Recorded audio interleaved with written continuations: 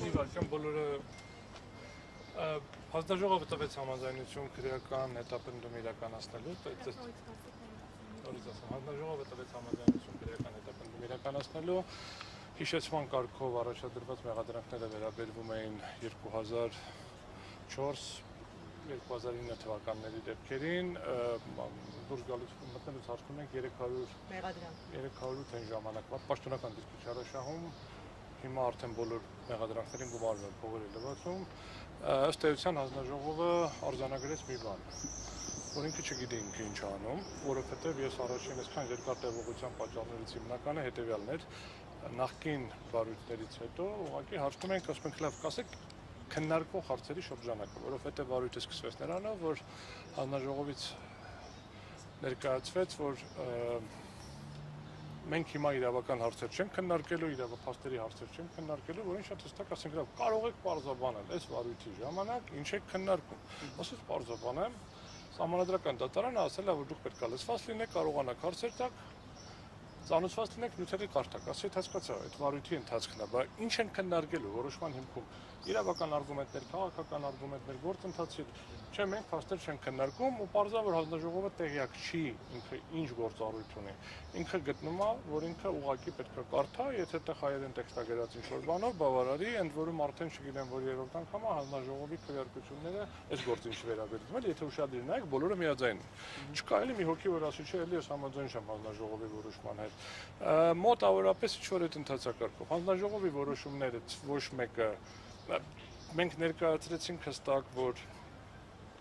նյութերում մեղադրանքում նշված տեղեկատվությունը սուտ է, ոչ թե չի հիմնավորվում, սուտ է։ Այսինքն հիմա բանը, եթե ուրեմն կարծում եմ շուտով հեսա համեկող ռեպորտաժը դուրս կգա, որ Ռոբերտ Քոչարյանը նախագահ ժամանակ աջակցել է կամ ինչ-որ բանը արել, չգիտեմ, չարաշահել է, ինչ-որ ուսումնական հաստատության գույքը 12 միլիոն, չգիտեմ ինչքան դրամանոց գույքը, այն ներողություն 1 միլիարդանոց գույքը 12 միլիոն դրամով վաճառել են, որ հետո վերադարձել է իր ընտանիքի անդամին, ասենց ինչ-որ բան կգնա, բայց երբ որ մենք ներկայացրեցինք, որ ըստ էության այդ գույքի վաճառքը եղել է կառավարության որոշմամբ, կառավարության կազմում Ռոբերտ Քոչարյանը չի եղել։ Այդ որոշման վրա Ռոբերտ Քոչարյանի վավերացումը որպես նախագահի կա, որովհետև 95 թվականի սահմանադրությամբ նախատեսված է եղել ընթացակարգ, որ կառավարության որոշումները վավերացնում է նախագահան, այսինքն վարչապետը ստորագրում է, նախագահան վավերացնում է։ Ըստ էության կառավարության որոշ պայմանները ինչով է եղել ես չունեմ, որովհետև ինչ-որ բաներ կպատմեն հեսա, բայց ըստ էության կառավարության որոշման մեջ գրված է եղել, որ կառավարության սահմանված կարգով գնահատված գույք է եղել երրորդ կարգի վթարայնության, որից հետո ձեռք բերողը եղել է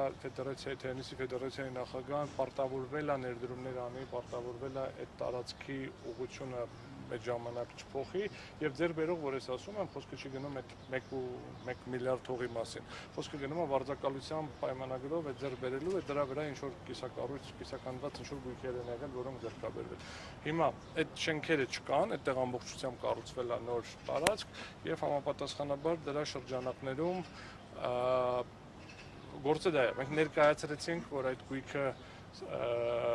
Սեդրակ Քոչարյանի այդ ընկերություններից մեկում ներդրումը արել, ընդ որում ներդրումը հիմնավորող փաստաթղթերը, ընդ որում շոշափելի ներդրումների մասին էր խոսքը գնում, այսինքն այդ ամբողջ թեզիսը, այ որտեղ օգնել է, որպեսզի էժանացվի, ընդհանրապես չի հաստատվում եւ այլն։ Ուզում եմ ասեմ, այս ամբողջը ըստ էության հստակ արձանագրվեց, հանձնաժողովը մեկ ա որ անհաղորդ էր, որովհետև հանձնաժողովը չգիտի, կրկնում եմ, ինչա ինքը որոշում։ Ինքը գիտի, ասում է, դե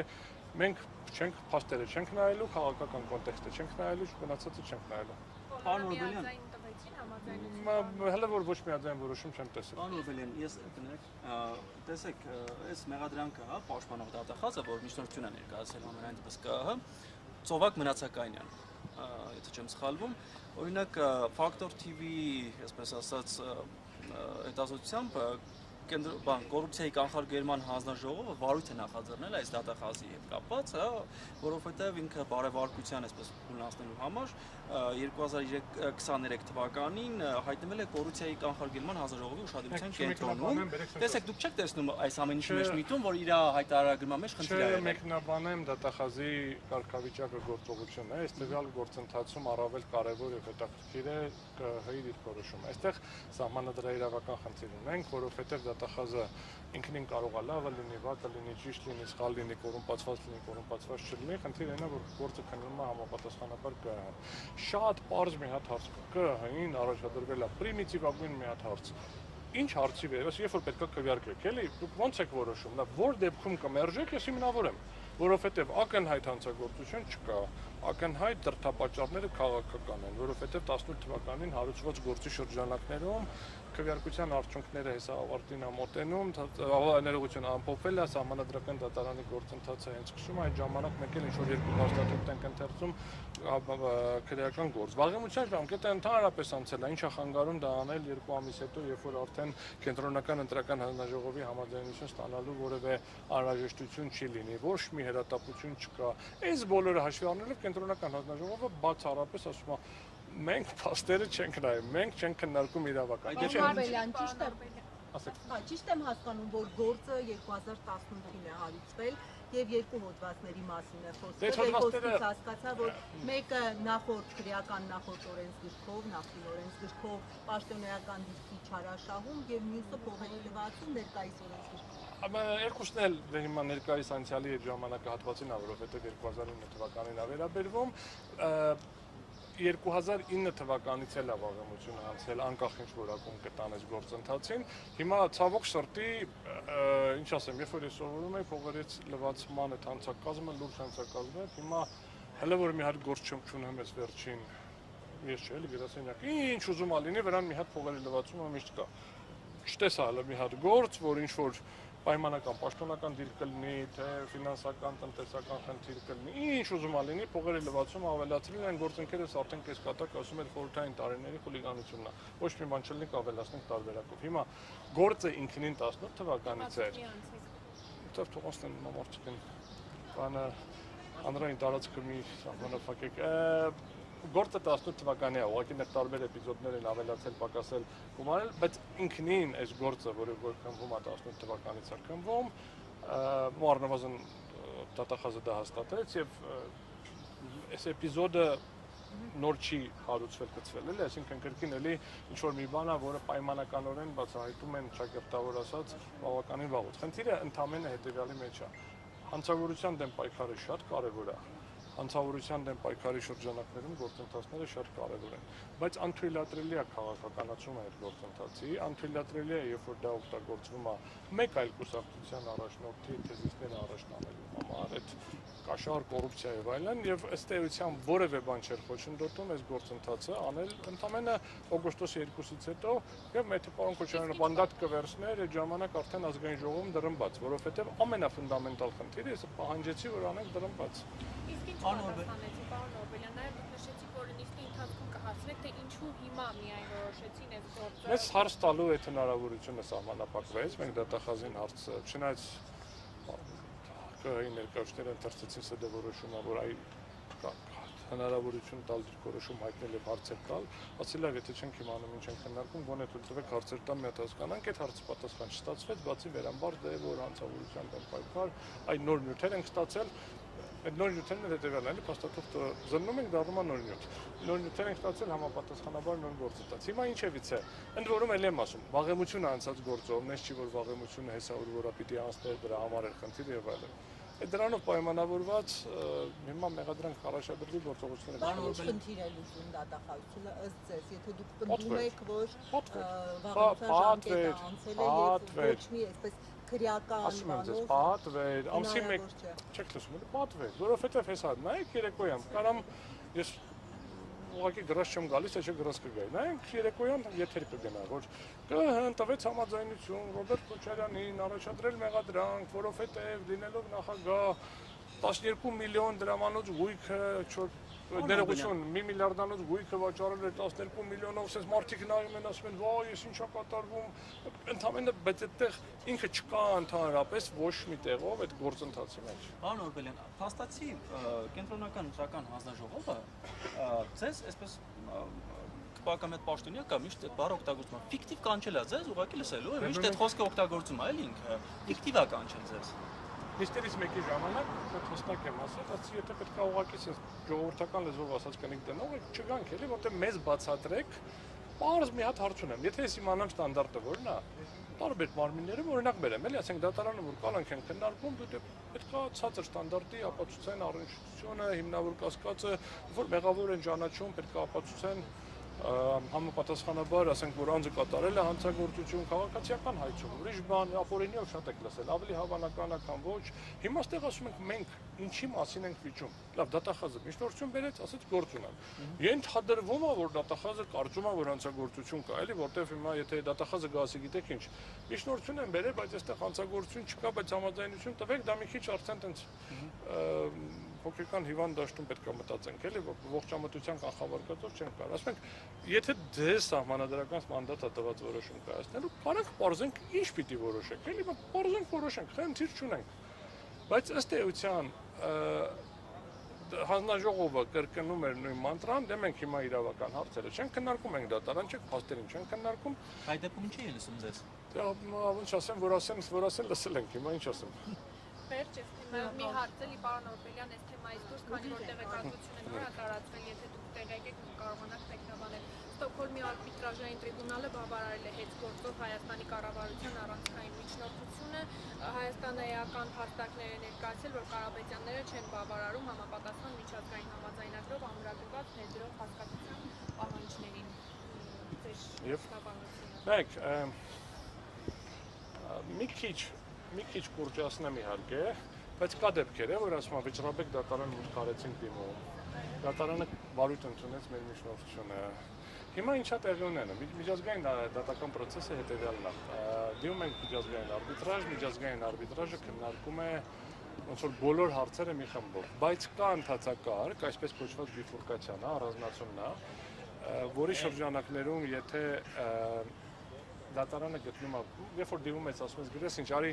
օրինակ իրավազորության հարցը քննարկենք առանձին, որովհետև եթե սա բավարարվի, մենք գործի նյութերին, բնույթին անդրադառնալու անհրաժեշտություն չենք ունենա, դատարանը երբ որ առերևույթ նայում ասում է կարող է հարց լինի, իսկ քաղաքացիություն ունենալ չունենալու հարցը գաղտնիք չի, էլի, ասենք այդ մի մասի մոտ, համապատասխանաբար դրա շրջանակներում դատարանը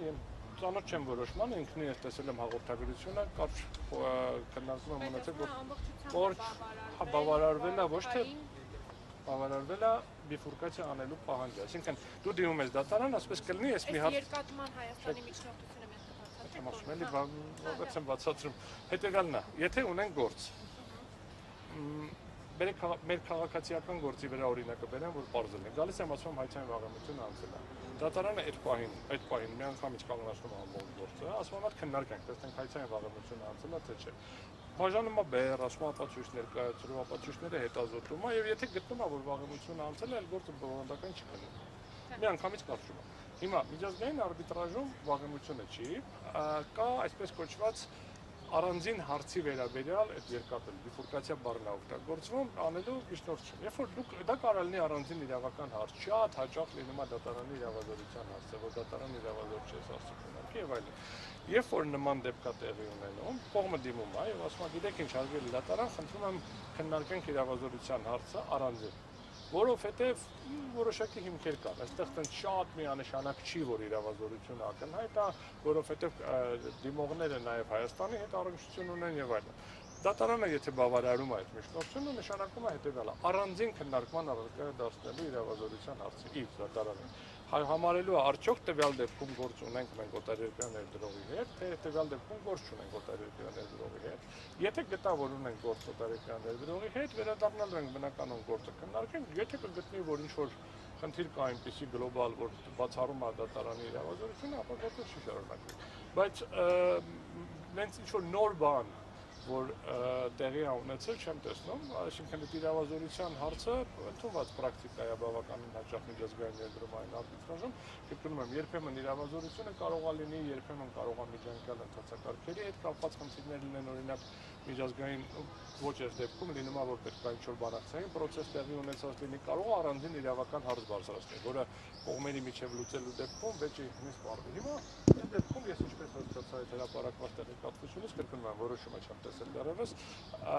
հրապարակված տեքստից ըստ էության տեղի ունեցել հետևյալը. կառավարությունը դիմել է ու դա գիտենք, ասենք, որ իֆորկացվի, երկաթվի եւ քննարկվի իրավազորությունը, դա տրամստեք վերեք քննարկենք, տեսնենք կարամ էս քննարկել թե ոչ։ Այսինքն ինքը բովանդակային որոշում չի, ընդհանրակարգային որոշում է սա, որի շրջանակներում բան չանեմ,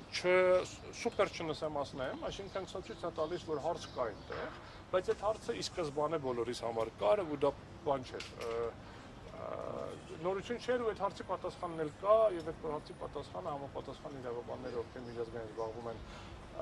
Լորմոնդի գործով, տեղյակ են, գիտեն, այսինքն այնպես չի, որ Լորմոնդի թիմը չգիտեր, որ նման հարց կարող է բարձրացվի։ Հիշեցման կարգով արբիտրաժի կողմ են հանդիսանում Լորմոնդը, նաեւ Կարապետյանի ընտանիքի անդամները, ովքեր այլ ընկերությունների միջոցով, տնտեսի կապիտալի միջոցով նաեւ բաժին տեղ ունեն։ Ես ոնց ասեմ, սա չի բացառվում նաեւ տարբերակ, որ պետք է քննարկի որ մասով ունի իրավազորություն, ես ակնկալում եմ, որ ամբողջությամբ։ Այսինքն, պարոն Օրբելյան, այս գործի շրջանակներում պարոն Կարապետյանը հանդիսանում է օտարերկրյա ներդրող։ Միայն այդ գործի շրջանակներում։ Հա, ամբողջ խնդիրը հետևյալն է, ինքը պարոն Կարապետյանը Լորմոնդն է, բայց նաև պարոն Կարապետյանը եւ ընտանիքի անդամները արբիտրաժները օտարերկրյա ներդրողների պաշտպանության տերմինում է օտարերկրյա տերմինը բավականին բազմաշերտ է եւ ոչ միանշանակ։ Օրինակ X-ը համաշխարհային բանկի ներդրումային վեճերի լուծման կենտրոնը շատ խիստ է այդ առումով իր դեպքում օրինակ Հայաստանի քաղաքացիությունը կամ Հայաստանի սուբյեկտայնությունը բացառում է օտարերկրյա գնահատելու եւ իր լիազորությունը։ Բայց բազմաթիվ այլ արբիտրաժային դատարաններ, դա կլինի LCI-ը, դա կլինի ICC-ի որոշակի կանոններ, դա Ստոկհոլմի դեպքում է, հնարավորություն կա մի քանի քաղաքացիությամբ, այդ նաև ներդրման երկրի քաղաքացիությամբ գործեր քննել, այստեղ ստանդարտներն է արդեն կիրառվում, այդ ներդրումը որակելու հետ կապված։ Հիմա առաջ շանսնելով ես դել եմ ասում, որոշումը չեմ տեսել դետալներին ավելի չեմ տիրապետում, բայց ինքնին սա ընդհանրակարգային տեխնիկական որոշում է, որը ըստ էության կարգավորել է այս փուլի տեխնիկական հարցը։ Այսօր Էրմի հարգելի հետևորդներ տեղեկացնում են։ Արտադրական փոխանցում,